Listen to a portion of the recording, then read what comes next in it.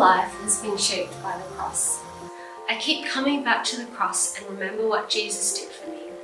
Ultimately, I never deserved his goodness in the first place, but he went all the way for me anyway. This spurs me on to want to do the same for others. It led me to pursue a career in nursing where I can help people in a very practical way. I have a strong sense of purpose with being able to use my hands to help those who are in need or who aren't feeling so good emotionally or physically.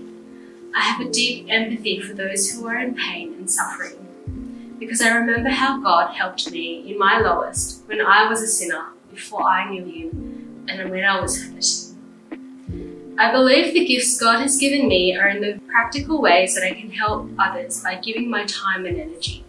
In my daily work as a nurse, whether that to be to advocate for patients when they're in pain and are needing a solution to their pain regime, or a simple measure such as providing a box of tissues when a patient is upset.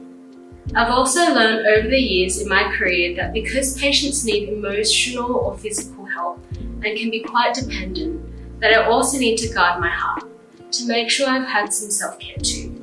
I've had to depend on God when I've felt exhausted from work or when I've felt I've let someone down, as we all make mistakes.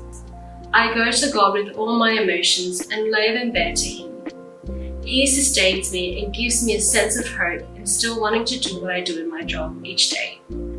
Romans 8:38-39 really resonates with me and inspires me because it speaks about God's love not being able to be taken away from us despite all the things that can happen to us in life. And it was all because of Christ and what he did for us, dealing with our sin once and for all on the cross. So it reminds me to keep loving others despite the difficulties that can come with that, such as being rejected or hurt. This is evident in my job because I work with other nurses, doctors, and look after patients that come from all walks of life, and there can be clashes in personalities or values. Navigating this means I end up praying when I find it particularly challenging. Despite the difficulties, it's all worth it to me because of Christ.